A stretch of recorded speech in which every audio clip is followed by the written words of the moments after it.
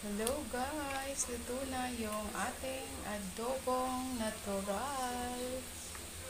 Eto guys, ginawa kong ganito guys kasi medyo mataba yung nakuhang pork ng aking anak. So, eto yung masarap sa natural na adobo guys kasi medyo may taba-taba siya guys. Kaya eto guys, ginawa ko na lang ng adobong natural. So, yun lang guys. Bye-bye. Thank you for watching everyone. 563.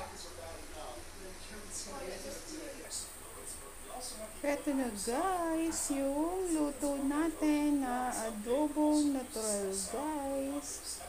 Yummy yummy guys. Kain-kain na tayo. Eto na guys, lutong-luto na siya. Pwede na tayong kumain guys. Eto na yung ulam natin for today.